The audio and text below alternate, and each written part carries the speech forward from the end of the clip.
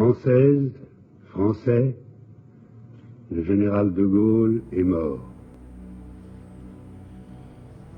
Le lundi 9 novembre 1970, Charles de Gaulle décède dans sa résidence de Colombey-les-Deux-Églises, à quelques jours de son 80e anniversaire et tandis qu'il rédigeait ses mémoires d'espoir. Le général, qui ne souhaitait pas d'obsèques nationales, est enterré le 12 novembre en toute intimité.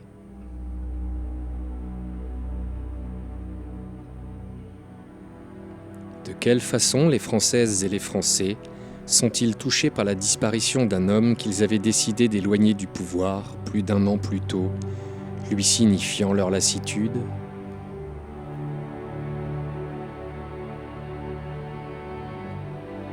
Les réponses à ces questions se trouvent dans plusieurs cartons gris, fermés par un ruban et conservés précieusement dans les caves de la Fondation Charles de Gaulle.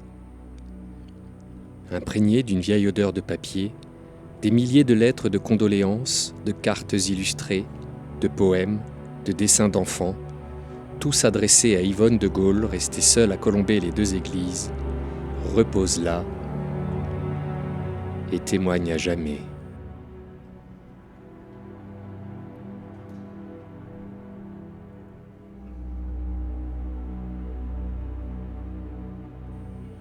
L'ensemble de ces courriers ont été analysés et en partie publiés par Frédéric Neudufour dans le livre La France pleure de Gaulle aux éditions de La Nuée Bleue.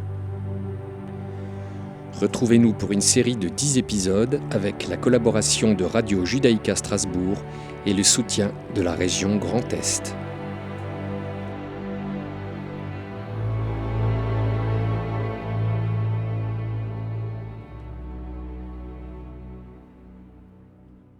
Yvonne de Gaulle fut la seule destinataire de ces dizaines de milliers de lettres, et celle à qui se sont adressés ces milliers d'anonymes. Ce sont de simples Français qui se présentent ou signent souvent par leur profession. Un simple cordonnier, une pauvre paysanne de l'Ariège, un modeste officier, un simple citoyen, un concierge, la veuve d'un bien modeste cordonnier qui aimait tant le général. Tous ceux qui lui écrivent imaginent et comprennent sa douleur d'avoir perdu le mari avec lequel elle vivait depuis près de 50 ans. Ils en profitent pour lui témoigner une profonde reconnaissance, tant elle incarne la droiture, la fidélité, la présence qui rassure. Il ne se trouve qu'un seul correspondant pour s'adresser au général. Monsieur le général de Gaulle, ce n'est pas un adieu, mais un au revoir. Votre âme doit être ô combien près de Dieu Tout-Puissant. Merci, monsieur de Gaulle, pour tout, tout. Je ne peux en écrire davantage. Tous les autres tournent leur regard vers sa veuve, parfois tiraillés entre le désir de la soutenir et la peur de lui voler son deuil. Pardonnez-moi, madame, de vous importuner. Votre deuil lui-même ne semble pas vous appartenir. Pardonnez-nous au nom de l'affection que nous lui portions. Les lettres de condoléances sont une forme de libre expression, même si les formules convenues sont inévitables. Leurs auteurs peuvent écrire ce qu'ils veulent, aussi longtemps qu'ils le souhaitent. Certaines lettres font quelques lignes, d'autres des dizaines de pages. Cela distingue les lettres de condoléances des déclarations officielles que les personnalités publiques destinent aux opinions publiques et à la postérité. Cela les distingue aussi des cahiers de condoléances mis à disposition pendant quelques jours avenue de Breteuil, à Paris, et dans toutes les villes de France, et qui permettent à la foule d'inscrire tout au plus une phrase sans grande marge de liberté. Il y a dans les lettres de condoléances la volonté d'entrer en relation personnelle avec la veuve du général. Ceci est perceptible dès les formules de politesse utilisées en en-tête. Si les unes sont classiques, « Madame, Madame de Gaulle, chère Madame », d'autres s'empêtrent dans les complexités des appellations officielles qu'Yvonne détestait de toute façon. Madame la Présidente le dispute à Madame le Président, Madame la Générale à Madame le Général. Quelques formulations touchantes trahissent une affection mal contenue. Chère grande Madame, bien chère Madame, très chère Madame de Gaulle, chère Madame la Générale, et même notre chère Madame Yvonne Générale de Gaulle. Quelques lettres utilisent l'appellation devenue familière dans les années 60 de Tante Yvonne. Je sais que vous vous appelez Tante Yvonne. Je vous écris de Paris, j'ai 10 ans. Je pense et j'espère que vous vous remettrez vite de cette émotion brave et très chère tante. J'aimais beaucoup votre mari quand j'avais 8 ans et demi. Je trouve très bien ce qu'il a fait. Je vous admire beaucoup et recevez mes pensées les meilleures de mes gentilles pensées. Mes sœurs font pareil que moi. Le fait de s'adresser à la veuve engendre d'emblée un lien de compassion. On cherche à soulager Yvonne de son fardeau. Votre peine est aussi la nôtre, et nous prenons notre part de votre douleur. Il redoute qu'elle se sente isolée après la fin des obsèques. La presse m'apprenant qu'aujourd'hui vous vous retrouvez seul à la boisserie après le départ de vos enfants et petits-enfants, je pense à vous, intensément, et me permets de vous adresser cette lettre. Pour une autre correspondante, Je pense à la grande solitude de la boisserie. Combien ce doit être lourd et dur. Chaque jour, je le jure, je prie pour le général de Gaulle et pour vous, que je ne sépare pas de lui. Grand courage, bien chère Madame de Gaulle. Paris, la France, le monde entier vous aime à travers votre illustre compagnon. conscient de la séparation brutale qui frappe un couple marié depuis près de 50 ans, certains jurent de soutenir durablement Yvonne. Si cela ne vous importune pas trop, je me permettrai, Madame, de prendre chaque mois de vos nouvelles, ainsi que celles de vos enfants et de leurs familles, car malgré tout, vous êtes une femme qui a perdu son compagnon de vie, comme beaucoup de femmes de France qui ont perdu leur mari. Après 39 ans de vie commune, cela fait un grand vide. En réalité, à travers l'hommage à De Gaulle se lie un autre hommage, celui que les auteurs des lettres rendent à son épouse. Le moment est venu de souligner son héroïsme à elle.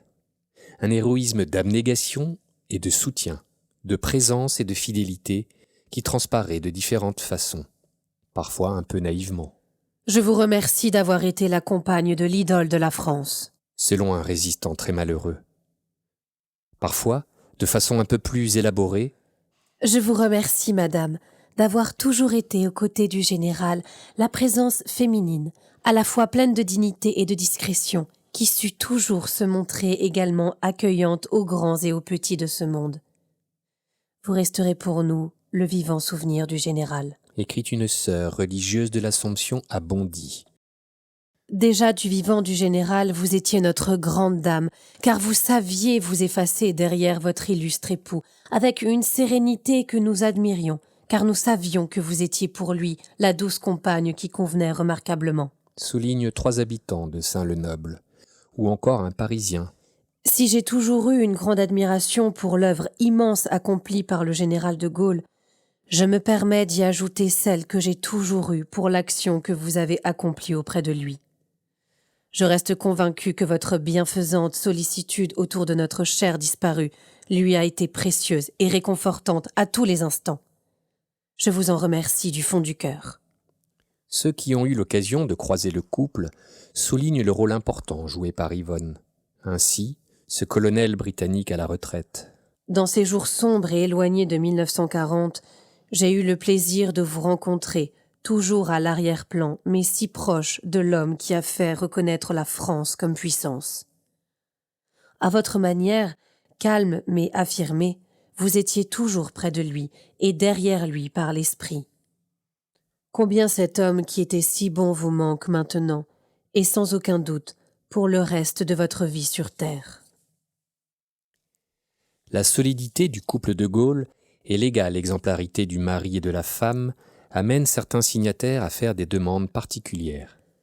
Je voudrais une petite photo de notre cher général, mais pas de lui tout seul. Il a sauvé la France avec vous, et ensuite il a relevé la France si haut avec vous. Veuillez me permettre de vous demander, si vous en avez une disponible, une petite photo sur laquelle vous êtes tous les deux mes chers et grands libérateurs. Je pourrais en acheter une, bien sûr, mais je trouverais peut-être seulement le général seul. Et puis, venant de votre main, la photo me serait encore plus chère. La dignité d'Yvonne de Gaulle au moment des obsèques est mentionnée très souvent et fait l'unanimité. Les personnes présentes à Colombey les 2 églises l'ont vue de leurs yeux. Je suis venue, simple fille de France, accompagner mon général à Colombey le 12 novembre. C'était un devoir envers celui dont j'avais une admiration sans borne. En même temps, il me semble que je vous aidais à porter votre immense chagrin, votre courage m'a ému profondément. Les Français qui suivent les funérailles à la télévision confirment cette impression. Il n'y avait que de vous regarder le 12 novembre 1970 pour comprendre pourquoi le général vous aimait tant, Madame de Gaulle. Un autre relève. Votre noblesse et votre grandeur, votre dignité et votre visage affligé dans votre terrible chagrin. Une femme de Fontainebleau a confiance en sa solidité. Vous dire courage est inutile. Comme j'ai pensé sur le moment inutile les prières que je pouvais adresser à Dieu notre Père pour Charles de Gaulle. Je vous sais vaillante. Cette aptitude à faire front dans l'adversité et à traverser les épisodes sombres de l'existence, c'est finalement celle dont Charles de Gaulle fit preuve au long de sa vie, soulignent plusieurs personnes. Je voulais vous remercier, vous aussi, de nous avoir donné une magnifique leçon de courage tout au long des jours atroces que vous venez de vivre et que vous continuerez de vivre jusqu'à votre dernier souffle. Vous vous êtes montré digne du général que nous pleurons depuis 8 jours. Mais ce courage, cette dignité presque surhumaine, il les avait décelés en vous, puisqu'il vous avait choisi.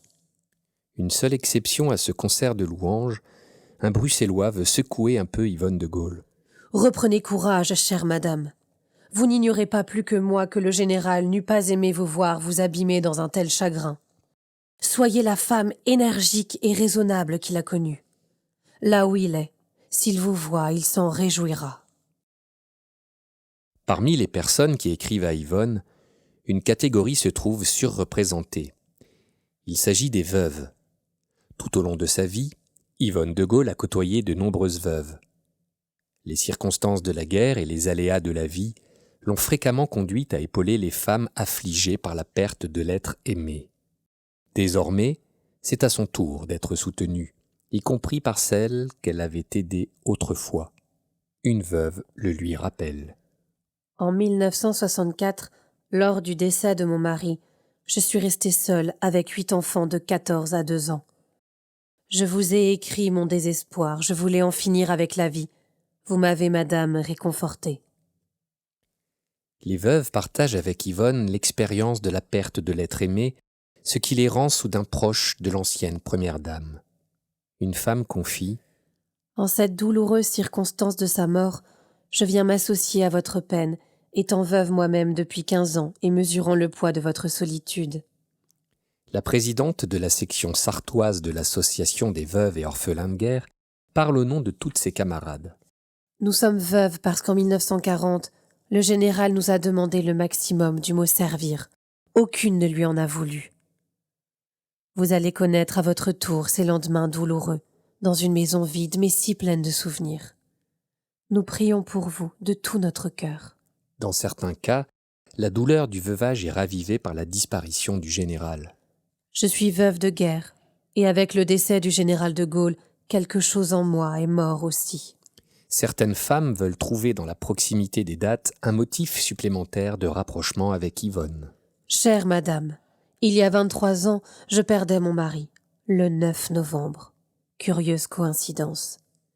C'est vous dire combien le nom du général de Gaulle résonne intensément dans mon cœur. Pour une autre, frappée presque en même temps que Madame de Gaulle. Le 8 au soir mourait mon mari âgé de 72 ans, et le 9 Monsieur de Gaulle. Je ne puis vous dire, Madame la Générale, combien la proximité de ces 2 décès m'a rapproché de votre personne, me faisant comprendre encore mieux votre déchirement, votre solitude. Quoi qu'il en soit des dates et des circonstances, toutes ces veuves éprouvent pour la nouvelle veuve une grande compassion. Comme veuve, je connais et je comprends mieux votre douleur. Le déchirement de la séparation, la révolte du cœur devant l'inéluctable réalité, même quand l'âme chrétienne veut accepter la volonté de Dieu. Ou cet émouvant message d'une Perpignanaise. Madame, veuillez accepter ces quelques camélias de mon jardin. Vous voudrez bien les déposer sur la tombe du général, si toutefois il vous arrive présentable. C'est en souvenir de mon mari, qui aurait eu 80 ans le 3 novembre et qui est décédé le 21 juillet dans les mêmes conditions que le général, que je vous adresse ces fleurs. C'était un ancien du Fort de Vaux et un grand patriote.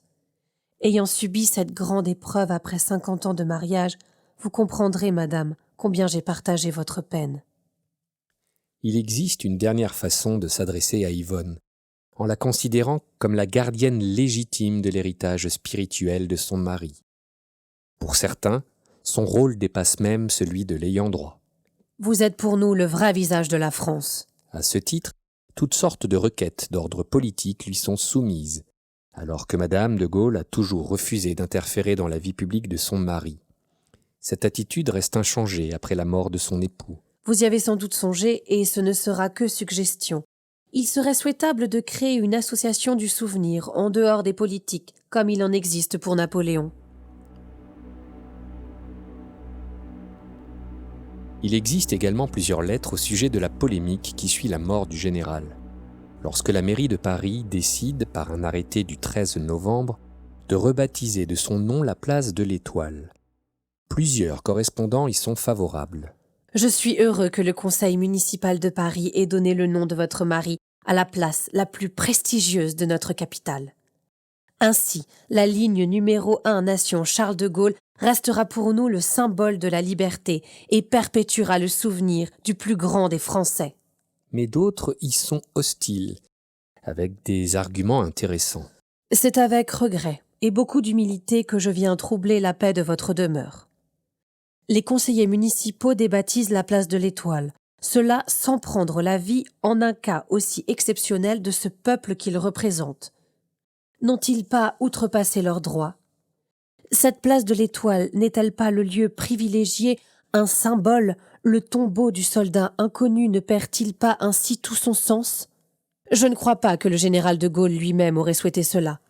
N'est-ce pas en complète contradiction avec ses dernières volontés ? Dans ce débat, Yvonne est sollicitée de toutes parts. Je voudrais, madame, vous adresser une requête, car je suis outrée de voir jusqu'où va la méchanceté stupide de certains.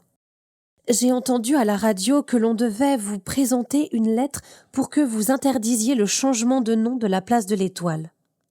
En mon nom et celui des milliers de Français, je vous en prie, n'en faites rien. N'écoutez pas ces gens ignobles qui poursuivent leur action au-delà de la mort.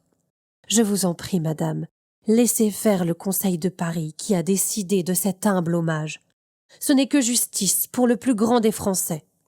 Le général de Gaulle n'a pas voulu d'obsèques nationales, mais je ne crois pas qu'il aurait refusé son nom à la place de l'Étoile. Yvonne de Gaulle s'en tient à sa réserve habituelle. Elle ne se prononce pas sur le nouveau nom de la place de l'Étoile, ni sur celui des milliers de communes qui choisissent en 1970 de donner le nom de Gaulle à leur avenue. Sa vie n'est pas là. Sa vie terrestre est finie. Elle se replie à la boisserie, dans ses souvenirs, et n'ouvre plus la porte qu'à sa famille. C'est à vous aussi, madame, que je veux rendre hommage. À l'épouse, à la compagne discrète, effacée mais toujours présente. Ce n'est pas facile d'être l'épouse d'un grand homme. Il savait que vous étiez là. Votre présence à ses côtés aux heures de peine comme aux heures de joie, aux heures sombres, décevantes, douloureuses, aux heures d'ouverture et de solitude comme aux heures de gloire, devait être pour lui d'une grande douceur et d'un grand réconfort. Vous étiez celle qui prie. Vous étiez encore là, le soir où Dieu est venu comme un voleur. On n'a jamais parlé beaucoup de Madame de Gaulle, mais on sait que c'est une grande dame, grande dans sa simplicité, dans son effacement, dans sa douleur. Oui, je suis fière pour mon pays, à qui Dieu a donné le général de Gaulle comme il lui a donné Jeanne d'Arc. Que le Seigneur vous bénisse, madame, vous et vos enfants. Vous venez d'écouter La France pleure de Gaulle. Une série radiophonique de 10 épisodes, inspirée des lettres de condoléances reçues par Yvonne de Gaulle à la mort du général en novembre 1970. Une série d'émissions enregistrées dans les studios de Radio Judaïka Strasbourg et réalisée grâce au soutien de la région Grand Est. Nous tenons à remercier Frédéric Nœud-Dufour et les éditions de La Nuée Bleue, la Fondation de Gaulle ainsi que Sibylle Zach-Tréguer. À la technique, Lucas Bringou, Christopher Vac, et Michael Lefebvre, avec les voix de Morgane Georges et Lionel Courteau.